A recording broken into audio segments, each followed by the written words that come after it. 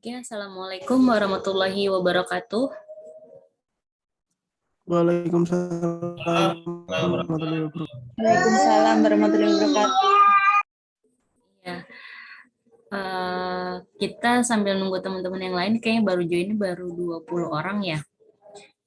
Masih belum ada setengahnya. 3 menit lagi kita tunggu ya, nggak apa-apa ya. Nanti biar apa? Siap. Oke, Ya, Bu. saya share dulu.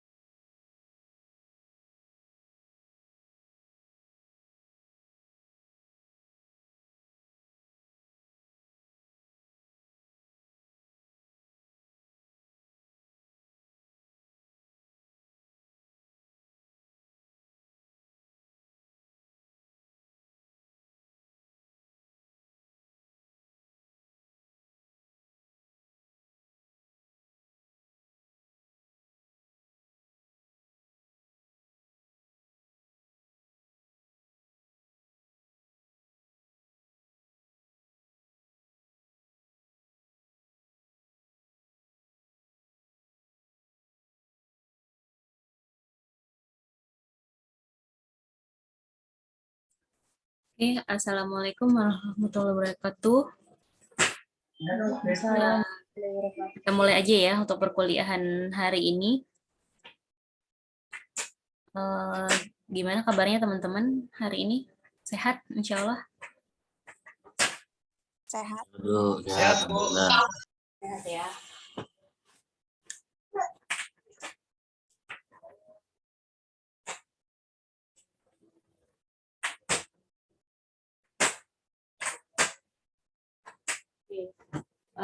Hari ini kita coba review ya untuk statement teman-teman dari minggu lalu ya. Setelah kita mengisi di rubrik tersebut yang ada di link ini ya, yang ada di e-learning, kita coba lihat pemahamannya dari teman-teman seperti apa. Dari situ nanti kita diskusi ya. Oke, nggak apa-apa Pak Rahman, di sini kita baru join juga ya. Oke.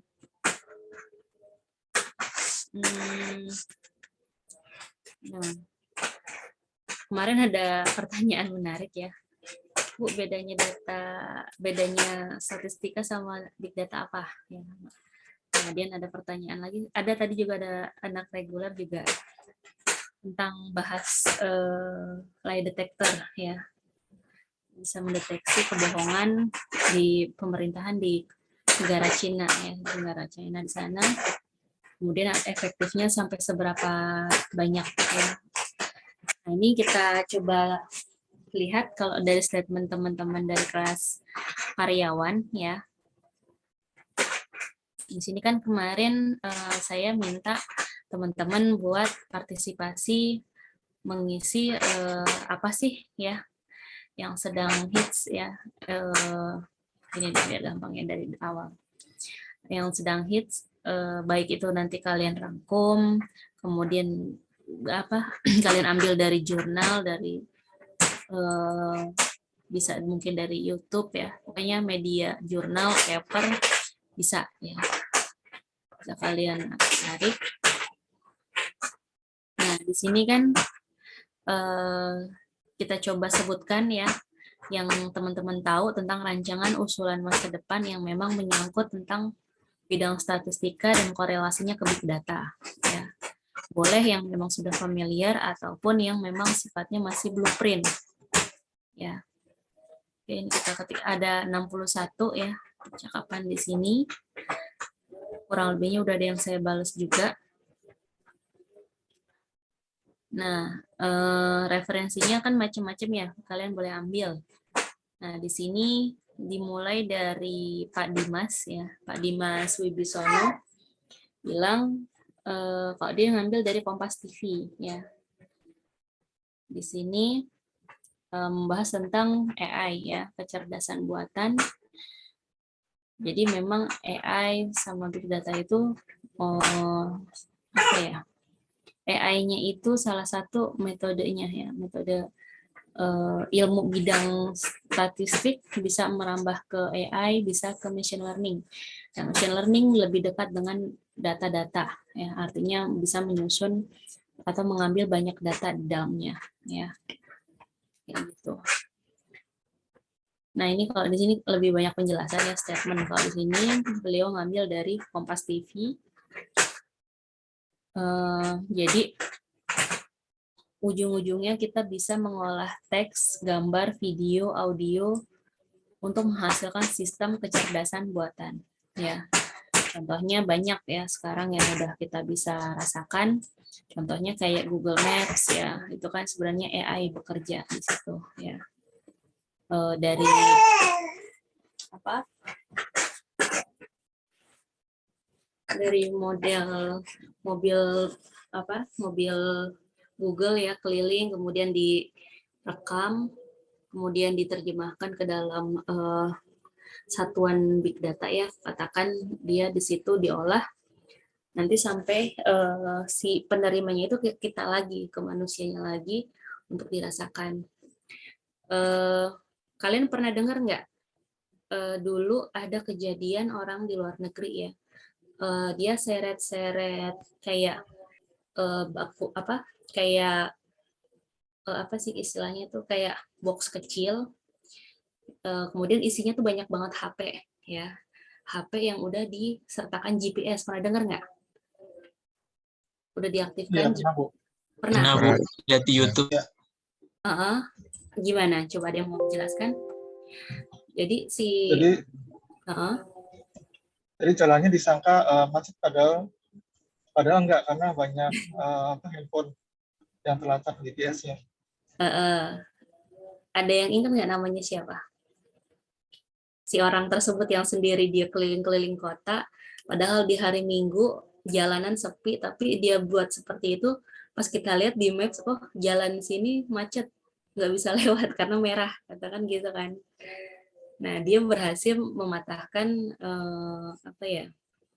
Ya kalau kita pikir benar juga gitu kan, dengan cara seperti itu aja dia bisa membuat kalang kabut di tempat tersebut misalkan ya.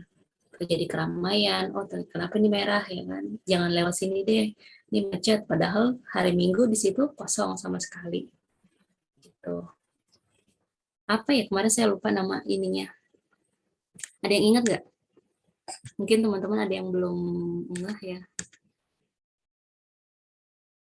saya lupa nama ini apa ya? Coba sebentar ya, ini stop dulu deh sebentar.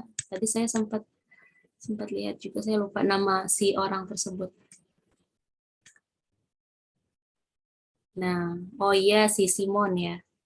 Ya, saya baru ingat namanya Simon. Kita lihat di sini.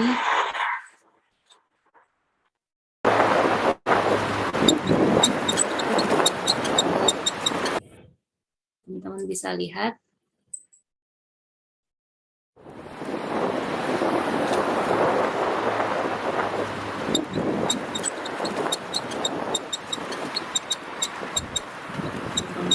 Si Simon ini bawa handphone yang isinya ada GPS. Awalnya kan hijau ya di Google Map-nya. Ini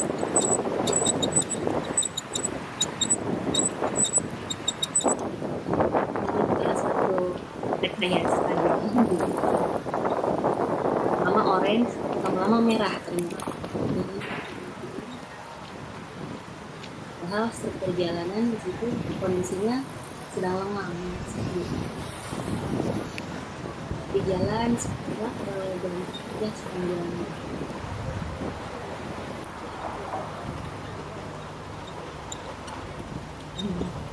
kalian ketik di sini apa contohnya? Kalau diterapin di Indonesia bisa nggak orang kayak gini? Ya, dijawab. Kalian coba jalan apa?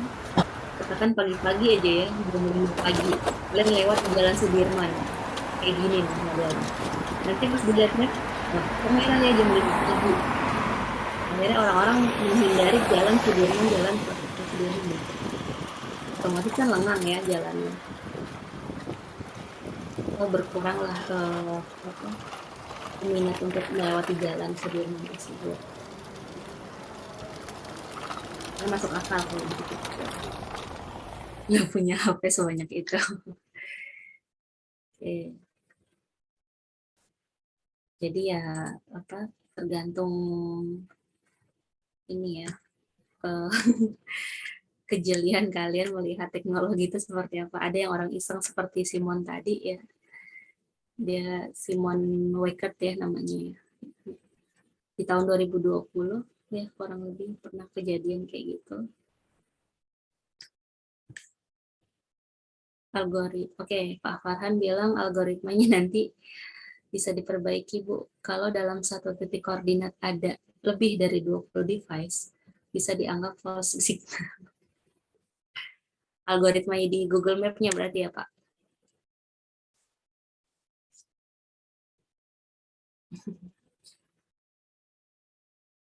Bisa sih. Atau misalnya ada indikator lagi ya, tambahan indikator. Misalkan kalau secara bersamaan, kemudian biasanya kan dilihat kalau handphone biasanya indikatornya mungkin GPS ya. GPS apalagi ya. Susah sih biasanya rata-rata kalau handphone. Kalian mungkin pernah perhatiin Waze kan. aplikasi Waze yang untuk mendeteksi macet apa enggak juga kan di jalan. Nah, itu dia bisa menghindari yang jalanan macet, kita diberikan alternatif jalan yang lebih sepi atau yang lebih jauh tapi lancar gitu ya. Nah, itu juga algoritmanya dia melihat berdasarkan titik GPS. Oh, ini ada kecelakaan. Oh, ini terjadi misalkan habis hujan, macet, ya kemungkinan indikatornya nanti dibelok ke arah yang jalannya mungkin tidak kena hujan tapi lancar, tapi agak sedikit jauh.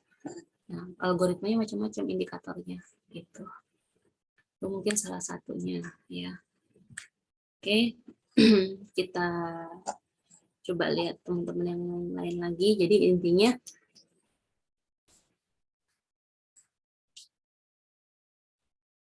-19 HP itu di apa nih Pak Haji? Maksudnya ada case video baru lagi atau gimana?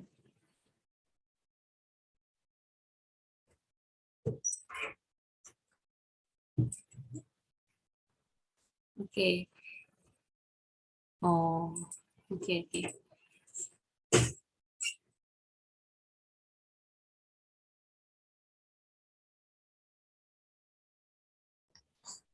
Oke, kita bahas lagi untuk statement teman-teman yang lain.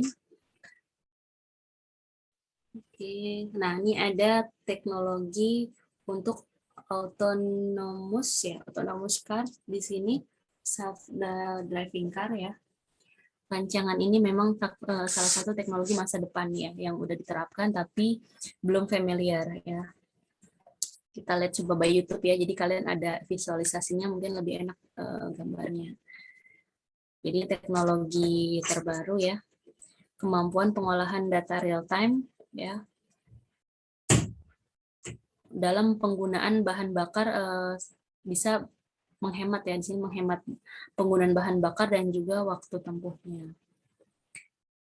Oke. Coba kita lihat ya.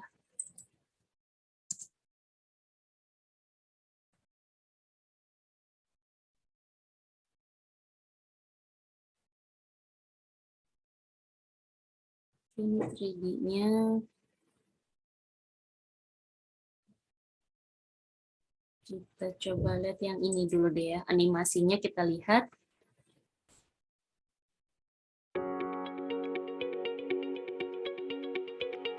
Self-driving vehicles can detect obstacles and stop if necessary. With the help of sophisticated technology, vehicles from Navaya, Waymo, and Local Motors are able to pick up passengers on demand and take them to their desired destination. Autonomous vehicles are also able to recognize traffic lights and road signs at intersections and act accordingly. But how do they actually do all this? Self-driving cars do not require a driver to get from A to B. The technology in and on the vehicle is the driver. The technology includes many sensors such as LiDAR sensors, ultrasonic sensors, cameras, and radar sensors. The sensors are located at the front and the rear of the vehicle. Cameras and LiDAR sensors are also frequently found on the roof. Without them, the vehicle would be virtually blind. LiDAR is a key component in many vehicles. LiDAR works similar to radar. LiDAR, however, does not use radio waves, but many light rays that are reflected by the objects in the surroundings and detected by the LiDAR sensor. In this way, a point cloud is generated from the environment. However, LiDAR does not recognize road signs. Cameras use artificial intelligence to recognize and interpret street signs. Cameras are also used to detect obstacles and are needed for lane keeping.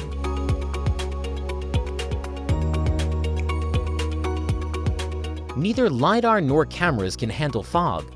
In this situation, radar is needed for forward collision warning and avoidance.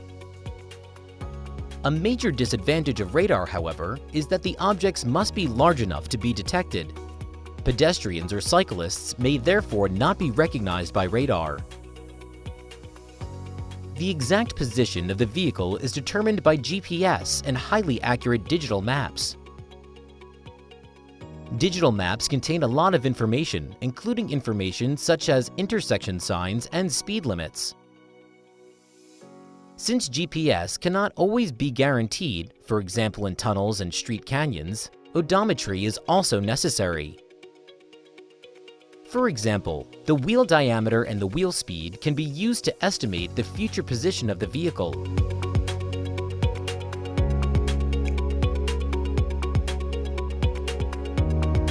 All data from sensors are then combined and processed in one or more processors. NVIDIA, AMD, and other manufacturers offer such chips for autonomous driving. Passengers on demand and take them to their desired destination. Untuk mobil pribadi yang bisa Autonomous vehicles are also able to recognize traffic lights and road signs. kalau diterapkan di Indonesia, kira-kira menurut teman-teman gimana? Efektif atau enggak? Tidak kayaknya, Bu. Tidak, kenapa? Karena mobil yang otonom kan dia jalan berdasarkan marka jalan juga. Sedangkan marka jalan di Indonesia kan kadang sering terhapus dan tidak diperhatikan. Oke. Kemudian di sini ada statement teman-teman ya. Di sini mungkin bisa ya untuk teman-teman yang mungkin khususnya untuk kalangan anak muda, karena AI ini kan nggak mungkin ugal-ugalan. Oke. Artinya dia udah tersistem ya. Di sini kan tadi kita lihat kan kelebihannya ada GPS, kemudian dia pakai sensor, pakai ada radar juga, ada kamera. Kemudian tadi ada apa gitu, digital maps ya, ada. Diameternya juga udah disinkronize tadi kita lihat. Tapi memang kalau di Indonesia masih cukup sulit ya. Oke, emang benar kalau misalnya di kawasan terpencil masih susah untuk mendeteksi ya. Di lain juga mungkin infrastruktur yang ada di kita masih belum bisa belum bisa memenuhi ya standar si mobil ini gitu ya. Oke, ini dia mau cocoknya sih memang ke jalan-jalan yang memang masih sepi ya kalau kita lihat ya di sini. Cameras and LiDAR sensors are also frequently found on Jadi the kan road. kita lihat dia tanpa pengendara.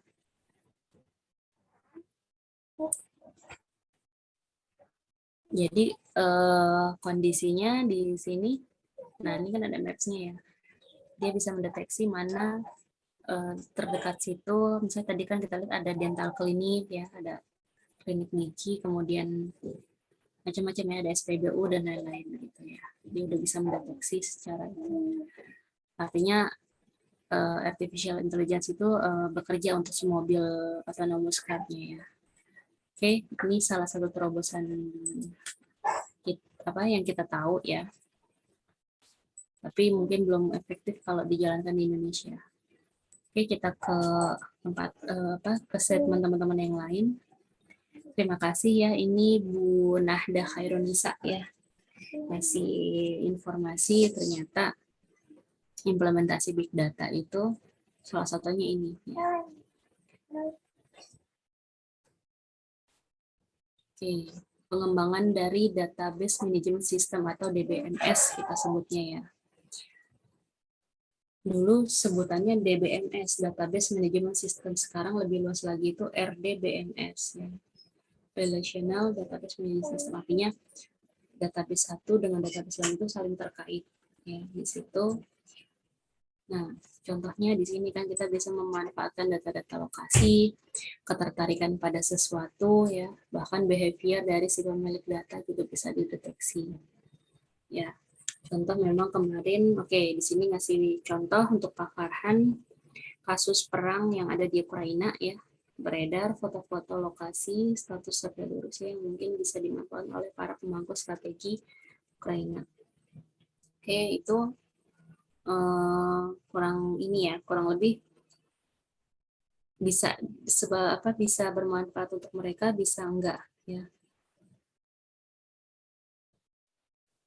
Jadi di sini kita bisa lihat mungkin positif negatifnya. Kalau di sini kan mungkin positifnya bagi si negara Ukraina ya, tapi kalau mungkin bagi negara lain ini belum tentu ini menjadi manfaat buat mereka. Gitu. Oke, nggak apa-apa. Kemudian terima kasih Pak Farhan. Oke, ada pertanyaan ya dari Farhan nanya balik. Bisa dijelaskan secara spesifik nggak bagaimana big data itu bekerja? Kalau secara konvensional kan user operator entry data ke dalam database. Kemudian data dalam database ini kita olah sesuai dengan keinginan aplikasi. Nah, kalau big data ini gimana? Penyimpanannya pakai apa? Kemudian machine learning program juga kah? Gitu ya. Oke, Pak Alexander nanya ya kemarin PPT nggak perlu ya Pak. Nggak apa-apa. Kalau ada mungkin yang lebih baik nggak apa-apa. Nah, saya jawab ini dulu ya dari Pak Farhan. Jadi kalau konvensional yang dulu ya, memang sifatnya itu di-entry oleh si operator, kemudian disimpan di database, kemudian dipanggil oleh aplikasi. Itu dulu ya. Nah, sekarang trennya memang yang menarik data itu mungkin memang si data scientist atau orang-orang tertentu yang mengerti pengambil data. Tapi cara mengambilnya itu nggak bisa tidak membutuhkan banyak orang, cukup satu orang aja cukup, atau berdasarkan schedule task ya. Schedule task artinya ada sistem yang sudah dimodifikasi, diisi dengan algoritma tertentu dalam penarikan data di internet ya. Seperti itu, ada algoritma tertentu. Nah, kemudian setelah itu kan artinya tanpa ada orang yang mengoperatori juga, yang memberi operator juga tetap jalan itu dalam pengambilan data. Kemudian pengolahan datanya pun nanti bisa dibuat schedule task juga sebenarnya gitu. Nah, nanti barulah si sistem itu memberikan informasi bahwa ini loh hasil dari pengolahannya, bisa kalian ambil sebagai pengambil kebijakan tertentu ya dari case-case tertentu yang ada di olahan data tadi ya, seperti itu. Nah, nyimpannya mereka di mana? Biasanya ketika mereka tarik data itu ada yang basisnya memang udah di cloud ya, yang udah integrasi ke cloud. Karena saking banyaknya data, mereka nggak mau ambil pusing, bentar-bentar tambah memori server dan lain-lain gitu. Biasanya udah di cloud ya sekarang, kayak Amazon ya, AWS ya, itu kan salah satu cloud computing yang yang hits ya, kalau kita bilang banyak orang yang berlangganan di sana, yang memakai itu. Kemudian artinya udah nggak zaman kita beli secara konvensional juga gitu. Jadi apa-apa tuh udah by otomatis gitu. Kalau yang berjalan secara benar, tapi kan di kita ini di Indonesia nggak banyak orang tahu cara menggunakan yang otomatis itu seperti apa. Harus serba dicontohkan ya, harus ada training dan lain-lain. Nah, karena sebagian kecil ada orang yang memang di dalam suatu company itu yang fasih bahasa Inggris dan lain-lain itu masih terbilang terhitung dengan jari gampang gitu ya. Artinya nggak banyak yang tahu. Itu yang jadi tantangan si company tersebut juga kalau untuk mengimplementasikan tentang big data. Kayak gitu. Oke.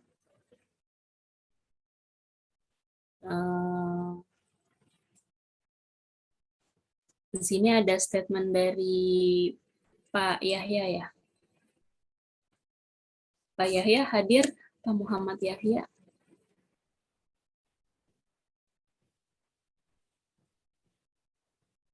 Hadir, Bu. Hadir ya. Bisa dijelasin Pak kalau silicon photonic? Maksudnya di sini kan Bapak bertanya ya. Silicon photonic. Ini saya gambarkan di sini ya.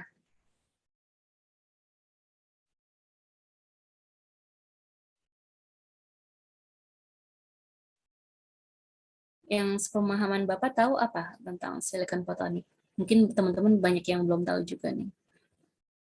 Ini kayaknya terkait network ya, kalau saya lihat.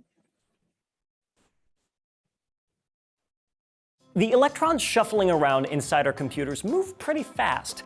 Theoretically, their top speed in silicon is up to 100,000 meters per second, which is good because the faster they can move, the faster chips can do calculations, the faster I can refresh Twitter.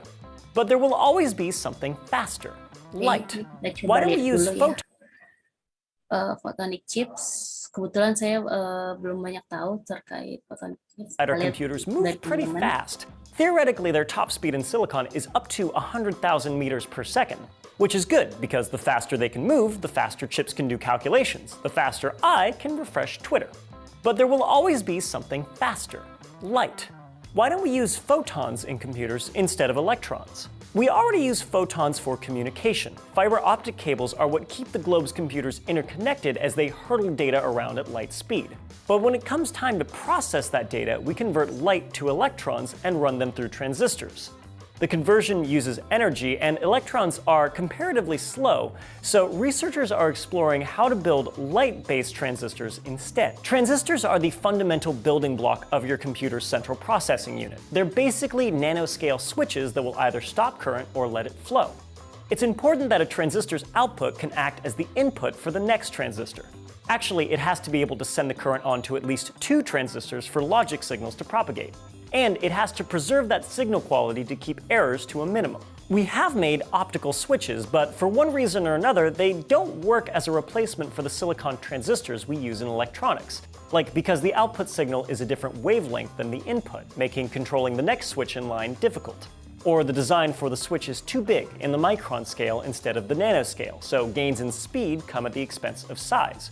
Or the design requires a cloud of supercooled atoms, which isn't exactly practical. Even though scientists have been trying since the 60s, an optical transistor that can replace an electrical one has never materialized. Like trying to build a photonic chip that mimics how a human brain performs calculations. Scientists at MIT have built a chip that uses beams of light sent through channels of silicon to mimic a neural network.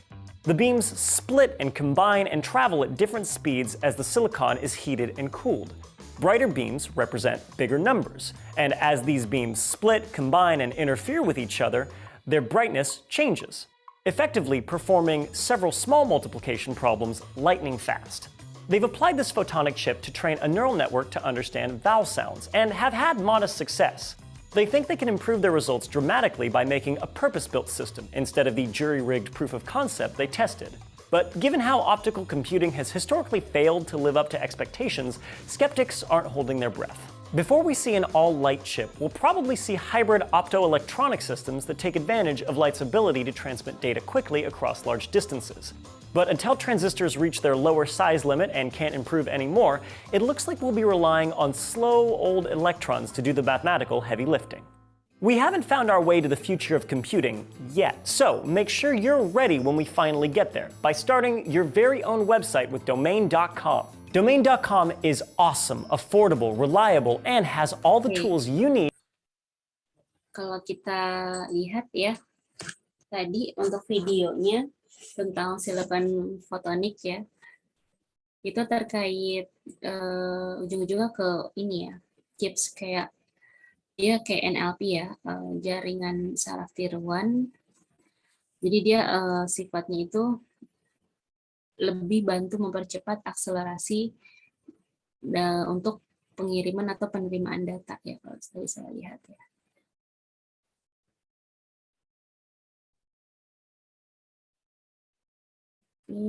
Kalau di Indonesia istilah ini masih awam banget ya. Ini sebenarnya termasuk apa ya? Masuk juga sih sebagai terobosan untuk teknologi di masa depan ya. Enggak nutup kemungkinan orang-orang nantinya.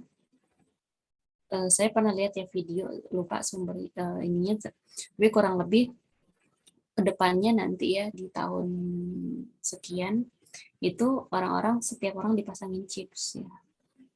Jadi ketika orang satu melihat ke orang lain, mereka cukup lihat dari chips tersebut, nanti seperti kayak ada hologram ya di sisi mereka.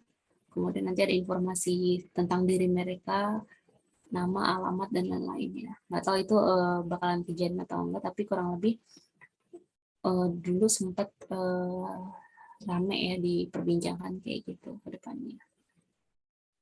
Sempat dengar nggak teman-teman kalau ke depannya manusia nanti akan dipasang chips nih masing-masing? Sempat ada yang pernah dengar nggak?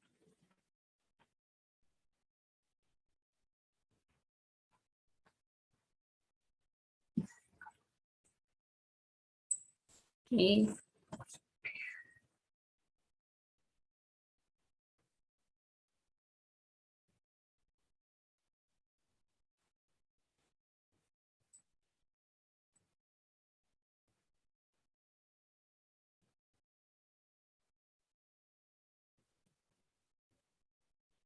Rata-rata teman-teman masih kesulitan ya untuk melihat komentar ya, atau memberikan komentar masih agak susah ya kemarin ya, jadi harus di replay dulu, berikan statement baru nanti muncul ya. Kalau saya udah nyoba reply tapi nggak nampak ya Bu. Nggak, maksudnya dari teman-teman tuh nggak ada komennya, nggak terlihat gitu. Oh gitu. Ya makanya saya juga saya pikir emang masih error, terus ya nggak memberikan statement gitu. Tapi kemarin udah nyoba ngasih komentar dengan bertanya, tapi tetap aja masih tidak terlihat bahkan sampai sekarang. Oh gitu. Coba ini deh Pak, soalnya di beberapa teman ada bisa juga, atau gini Bapak coba replay dari saya atau replay dari teman, atau Bapak bikin pernyataan di situ post forum ya. Apa? Coba untuk jawab beberapa statement dari teman aja coba. Masih itu enggak? Soalnya settingannya sih saya cek udah benar ya. Settingan di e-learning-nya. Ini teman-teman ada yang kelihatan kan ya, saya statement apa, terus kalian balas apa, ada nggak kelihatan? Atau sama juga dengan... Kelihatan Bu, tapi ada delay-nya kalau nggak salah sehari lebih. Ada delay-nya? Oh. Iya, sehari Jadi lebih. si temen, lebih kalau anak reguler tadi ngomong katanya delay-nya itu 30 menit. Katanya harus nunggu 30 menit, setelah itu nanti baru bisa terlihat komentarnya dia. Terus kalau edit komen itu maksimal 30 menit, bisa dirubah di atas itu udah nggak bisa diedit lagi pernyataannya. Gitu.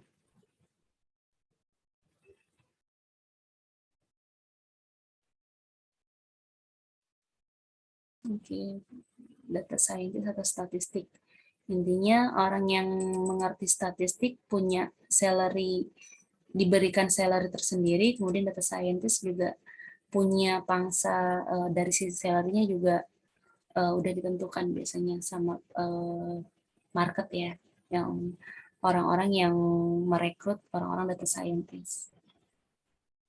Gajinya memang kita nggak bisa prediksi antara satu sama yang lain itu sama, tapi kurang lebih orang yang mengerti data science itu lebih tinggi salary-nya daripada orang yang mengerti statistik. Intinya gitu. Padahal runutannya orang yang mengerti statistik udah pasti, orang yang mengerti data science udah pasti dia mengerti statistik, rata-rata gitu. Ya.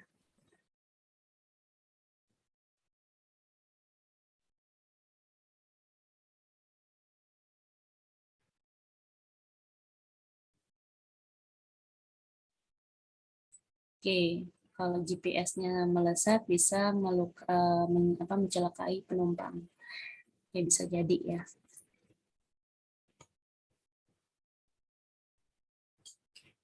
Kemudian machine learning anti korupsi. Kalian pernah nonton film yang ada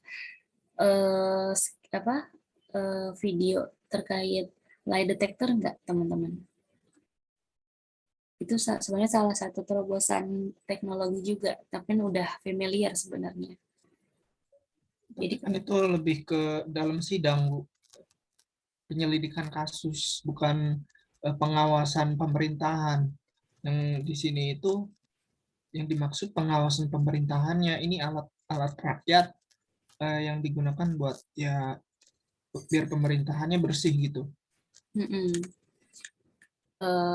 Itu kan pernah kejadian ya di Cina, kurang lebih ada 7.800 sekian ya kalau nggak salah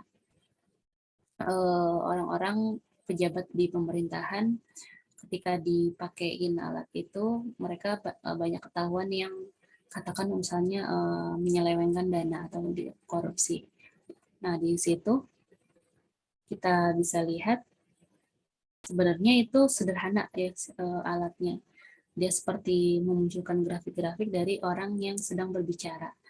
Dia di indikatornya itu kan dari denyut jantung ya, dari denyut jantung, kemudian ada juga dari nada bicaranya, dari postur tubuh ya, dia kelihatan gelisah atau enggak dan lain-lain, dia kelihatan jawabnya ngaur atau enggak. Itu sebenarnya bisa dikategorikan termasuk teknologi kebaruan untuk membantu seseorang gitu ya.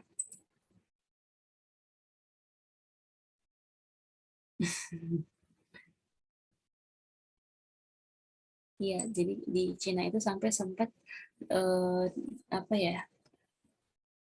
di kalian pernah istilah dengar zero trust nggak?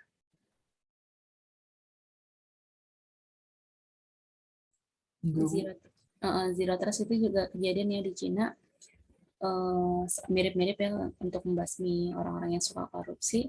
Jadi itu ternyata sempat zero trust itu kayak seperti ini nih kalian, untuk pengetahuan juga ya. Zero trust nih.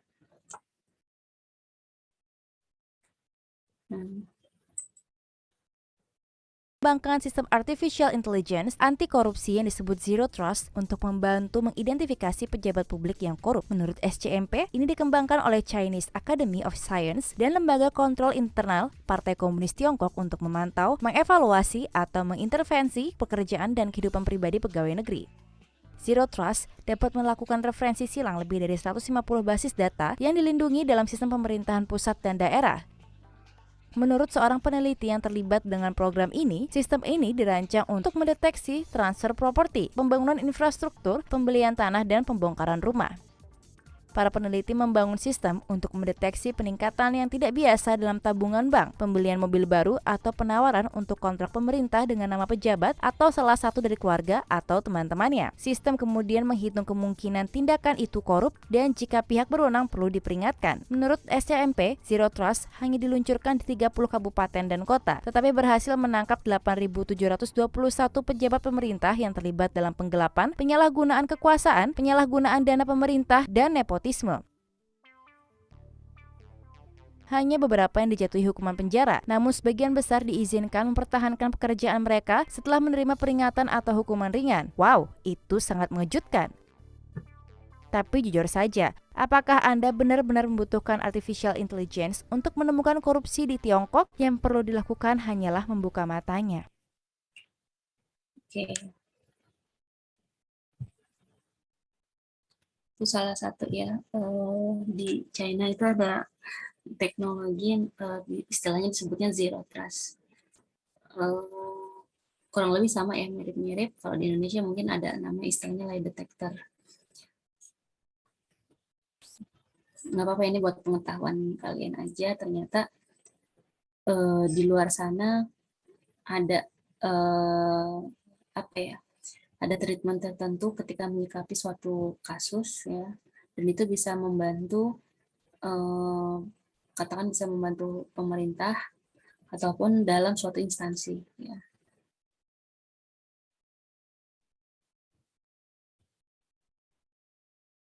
Machine learning anti korupsi yang mirip-mirip lah ya, kayak cuman masih susah sih ya kalau di Indonesia, kebijakannya masih belum kuat ya kalau kita lihat.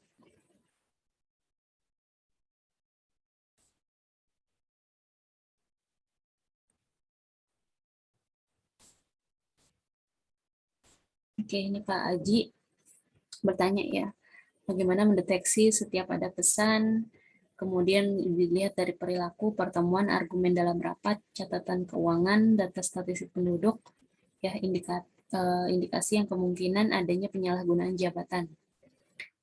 Oke, kalau Pak Haji sendiri gimana Pak? Melihat kalau di Indonesia gimana sih baiknya penerapan kalau untuk orang-orang yang suka korupsi itu gimana? Atau teman-teman yang lain ada yang mau coba menjawab?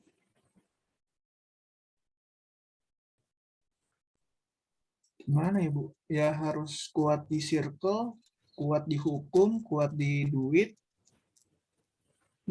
Gak mungkin bisa kalau nggak dapat itu semua sih.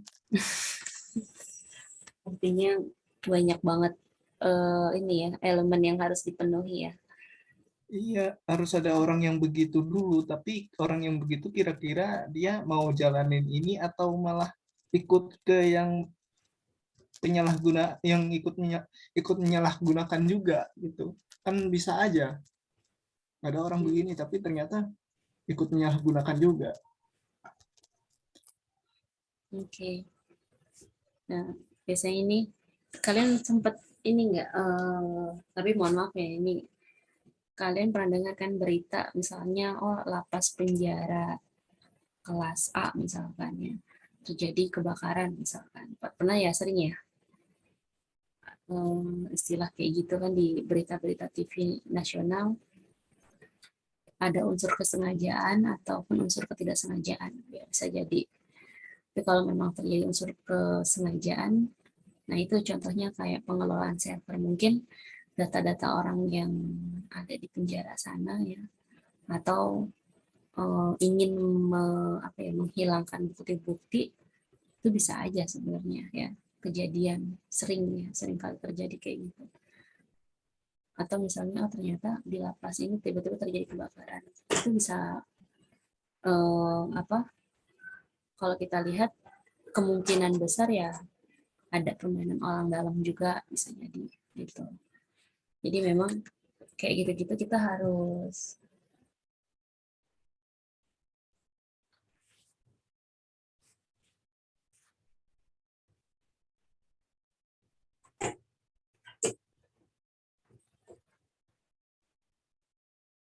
ya. Jadi kalau kita lihat nggak selamanya itu ketidaksengajaan. Biasanya saya ada kesengajaan untuk menghilangkan bukti-bukti. Kalau di Indonesia sih lihat umumnya seperti itu ya. Jadi ada persekongkolan orang dalam untuk membebaskan si A, si B, si C, ataupun ingin menghilangkan bukti-bukti bisa jadi ya.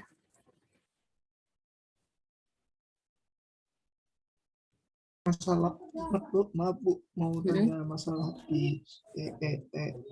tiga itu explore. Nah itu saya nggak bisa masuk Bu, nggak bisa nggak bisa buka jurnalnya.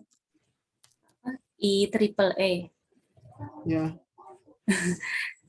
Iya, dibacanya IEEE.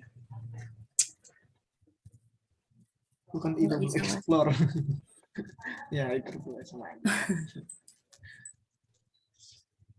IEEE bisa ini. Singkat. Ini ya. Oke, ini ya. Nggak bisa buka PDF-nya. Oh ya, saya nanti mau ngajarin kalian ada teknik untuk mengambil paper ya, yang secara gratis. Ada yang pernah dengar istilahnya namanya SCI Hub nggak? Ada yang pernah dengar? SCI Hub? Ya, SCI Hub. Ini dia pencarian jurnal yang sifatnya berbayar, tapi kita kalau lewat sini jadi gratis. Ini bisa ngebantu teman-teman buat ngambil paper nasional atau internasional. Ya. Sebenarnya legal nggak Bu? Kalau dari legalnya? Sebenarnya nggak legal, cuman nggak tahu kenapa ini masih diperbolehkan sama dunia. Jadi semua jurnal bisa lari ke sini. Saya ambil contoh ya, di sini jurnal Elsevier lah ya.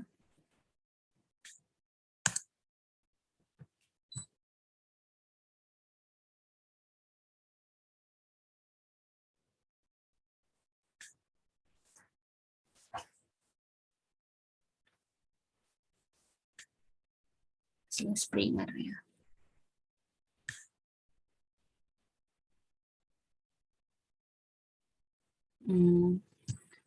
Agak lama kalau kita pakai PDF ngambilnya. Gini aja deh, misalnya kalian cari di sini, saya klik Google dulu.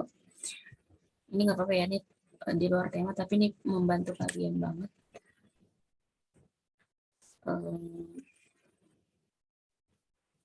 Di sini, misalnya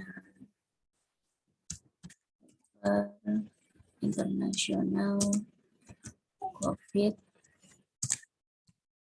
Elsevier.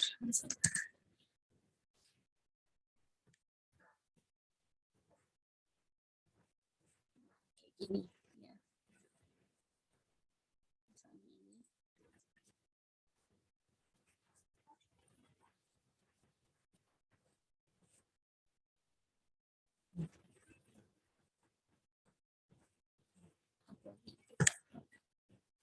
Kita pilih yang research ya. Misalkan kita ada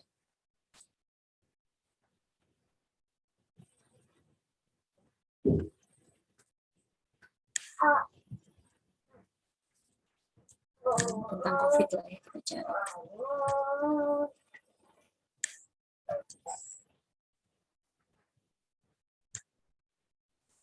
Nah, muncul di sini kan banyak ini ya, baik buku ataupun paper, katakan jurnal lah kita ambil ya. Sini jurnal,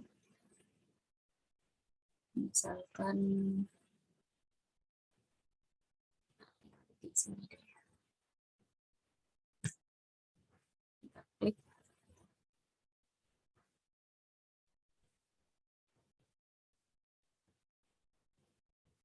Nah, kayak gini nih misalkan ya. Ini kan jurnal orang nih. Kalau view PDF kita download biasanya kan berbayar ya. Kita dimintain uang berapa dolar. Lumayan. Nah, ini biasanya kita copy ya di URL-nya Science Direct. Kemudian kita lari ke linknya SCI Hub. Ya, di sini kita hapus ya, referensinya kita enter, kita pastein di sini, terus kita open. Coba mau enggak? Oh, berarti yang ini dia belum bisa dijangkau. Biasanya tahun-tahun terbaru yang 2002 gitu masih ada yang bisa diambil sama yang enggak. Ya, ini September 2022 malah. Belum ini ya. Kita cari yang versi 2021 misalkan. Yang 2017 ya coba. Kira-kira bisa diambil.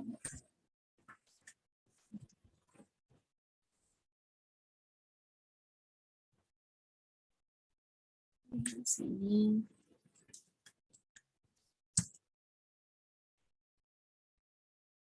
Nggak bisa ya. Tentu aja sih. Tapi kurang lebih nanti bisa pakai SCI Hub ya.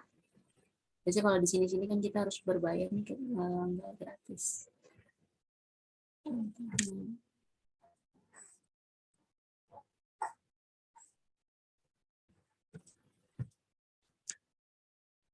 Kalau view PDF kita lihat seperti ini ya. Terus kita mau download biasanya terkendala harus bayar atau baru bisa lihat paling dari 8 halaman kita hanya bisa lihat cuman 3 halaman misalkan. Kayak gini kan bayar nih kalau kita ngambil kan.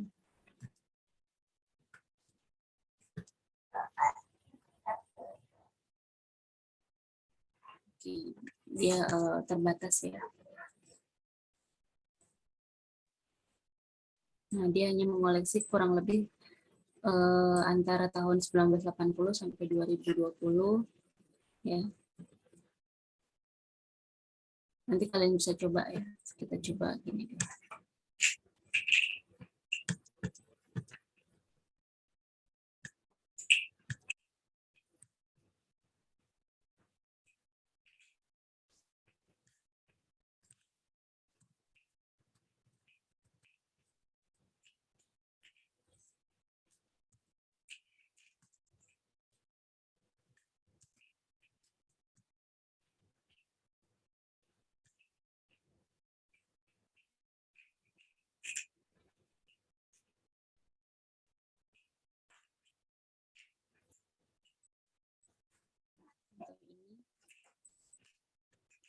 Nanti caranya gini aja nanti ya.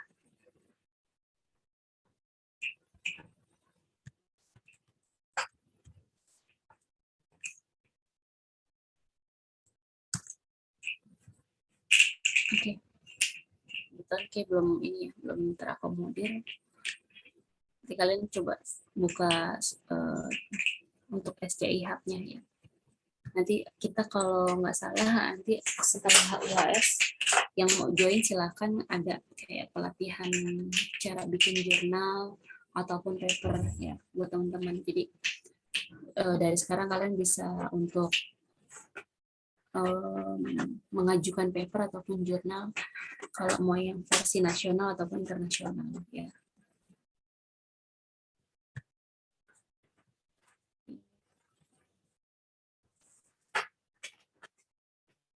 Oke, nggak bisa dibacain semuanya ya, ada 60 lebih tadi. Ini untuk yang data mining.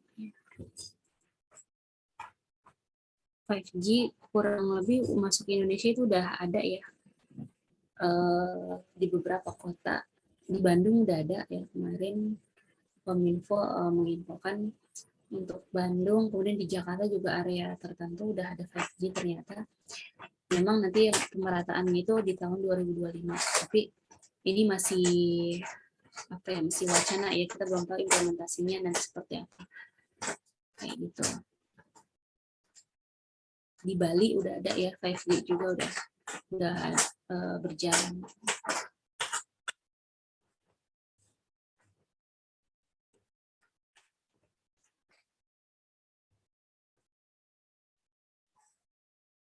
Oke. Ada yang mau menambahkan teman-teman? Atau ada yang mau bertanya?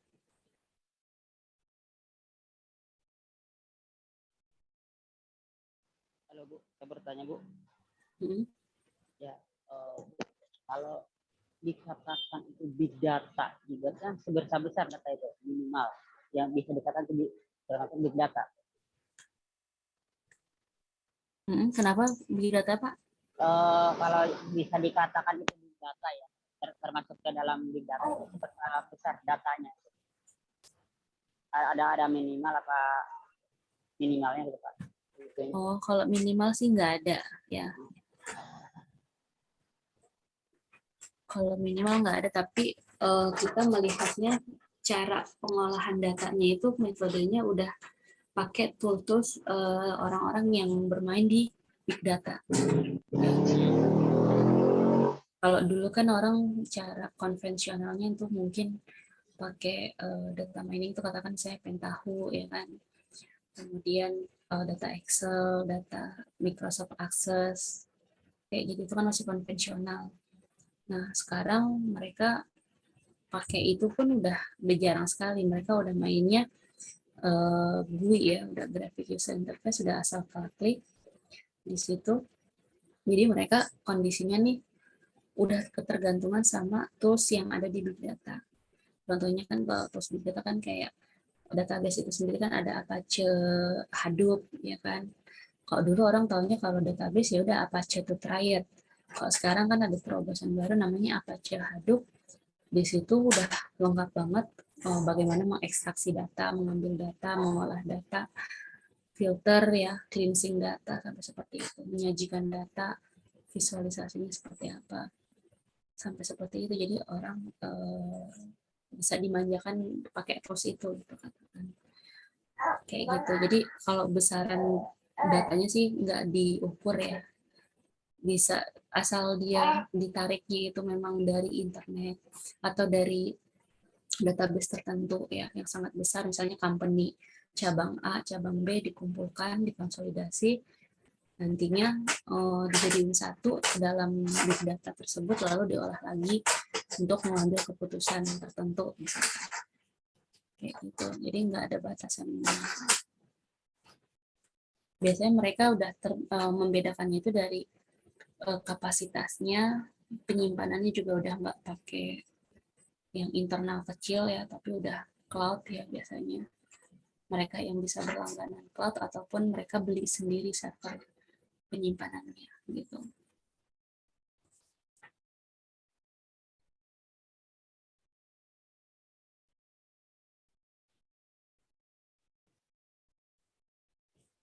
Oke, ini Pak Aji ya, nambahin lagi. Ini Pak Aji aktif banget nih. Ya, ngasih contoh-contoh.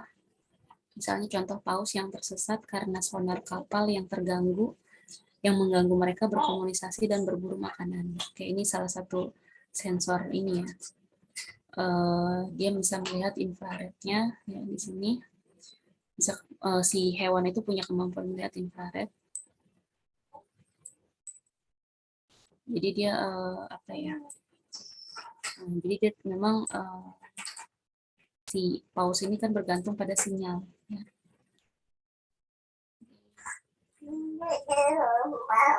Pak Aji ya. Kalau Netflix ya kita tahu ya, kalau Netflix dia layanan streaming ya, yang sifatnya kita bisa langganan. Kemudian dia masih apa ya, memberikan tayangan-tayangan yang masih terbatas di Indonesia, tapi kalau kita bisa lihat mereka memberikan kelebihan, kita bisa melihat real time yang ada di luar negeri sana ya. Oke. Bisa menonton tayangan sampai habis. Oke, benar. Jadi yang di kita belum mulai, di sana udah bisa kita akses. Kelebihan Netflix itu di situ.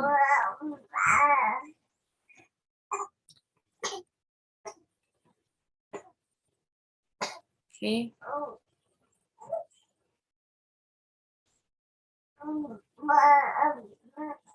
Kalau kerentanan big data, mungkin kalau terjadi kebocoran data ya, jeleknya di situ. Kalau big data itu, katakan kita punya nyimpen data besar, kemudian datanya ini kita beli atau kita simpan sewa di cloud, di AWS misalkan. Nah, nggak menutup kemungkinan mungkin di Amazon sana terjadi crash ya, bisa aja data kita bisa hilang. Nggak enaknya seperti itu. Kalau kita nggak punya server sendiri, tetap ada negatifnya, ada kelemahannya ya, kayak gitu. Oke, mungkin itu aja sih. Ada pertanyaan dari teman-teman?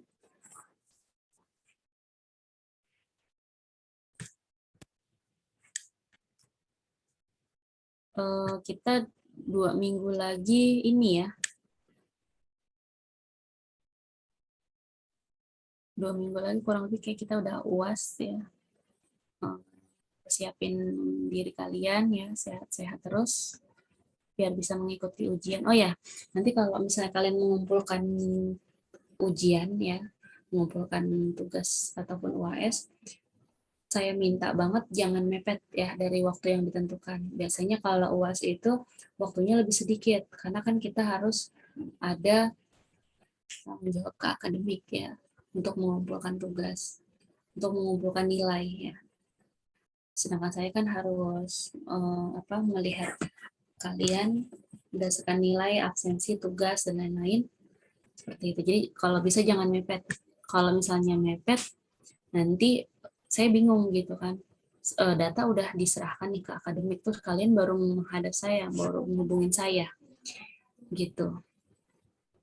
Ya. Baru menghubungi saya, terus data udah diserahin di akademik. Ternyata orang akademik ini udah input ke dikti ya. Nah, itu yang enggak enaknya di situ ya. Kalau bisa jangan mepet. Kan kalian bisa akses nilai itu kan di sini sebenarnya ya.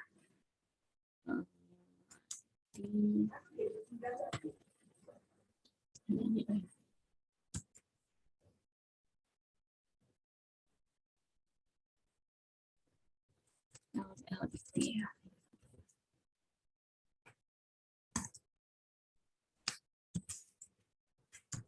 Coba kalau PD Dikti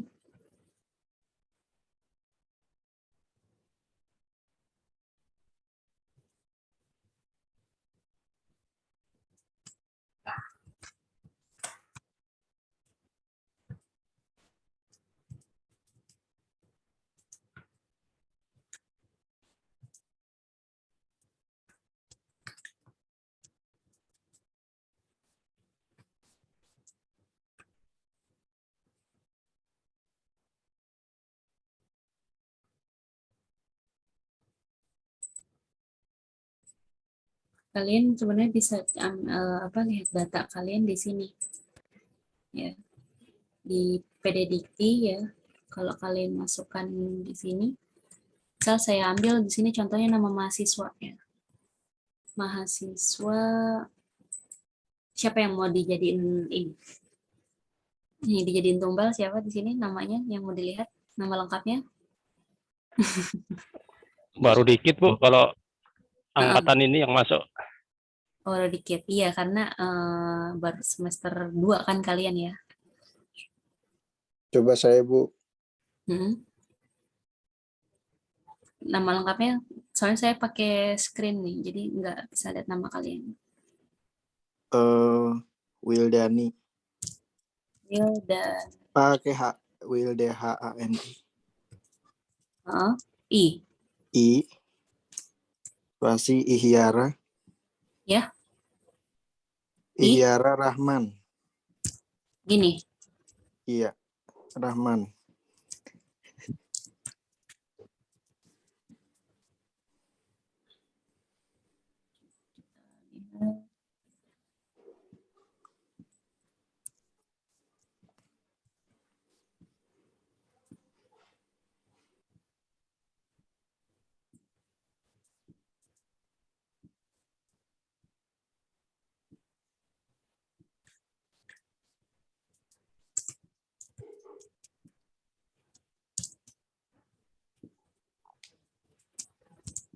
Oh, nggak ada Bu.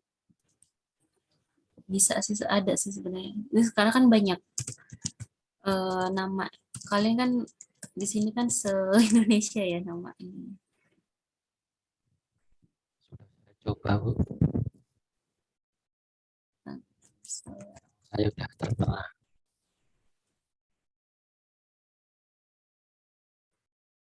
Pak Cendri, Pak Ono. Nah, ini ya. Ini Ihyara Rahman ada di Universitas Cyber Asia.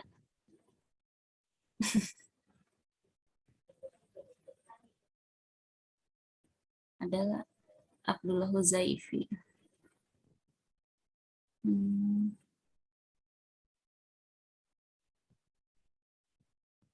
Di TI kan ya? Apa di IF ya? TI. Iya, rata-rata yang kalau PDDT emang kayak coba ke Forlap aja ya. Forlap lebih baru sih. Atau belum terdaftar nama saya Bu? Enggak, kan ada 2, ada peralihan sebenarnya. Oh, peralihan. Coba ya, sini nggak apa-apa.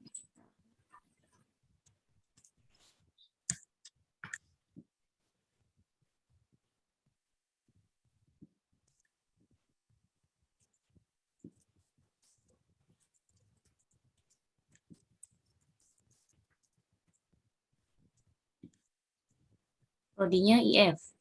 TI. TI. Nama aja Bu, 122. 122. 132. Gini.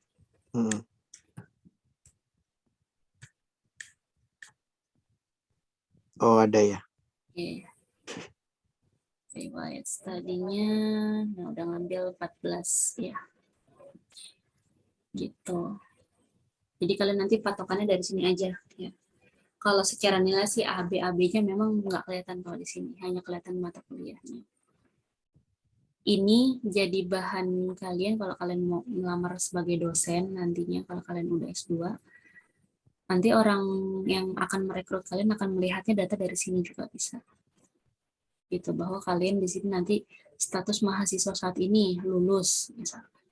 Kalau aktif berarti dia masih kuliah, tapi kalau lulus berarti dia udah kuliah.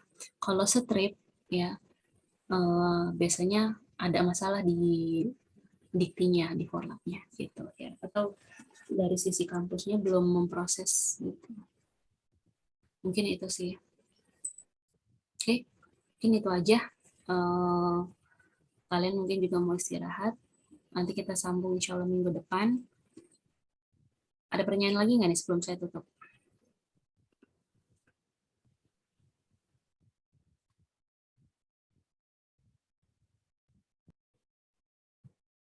Nggak ada. Oke, mungkin itu aja ya. Kurang lebihnya saya mohon maaf kalau misalnya ada salah-salah kata. Semoga tadi diskusi kita ada yang bisa diambil manfaatnya. Kurang lebih saya mohon maaf. Wassalamualaikum warahmatullahi wabarakatuh. Waalaikumsalam warahmatullahi Waalaikumsalam. Terima kasih, Bu. Terima kasih, Bu. Terima kasih, Bu. Oke, sama-sama.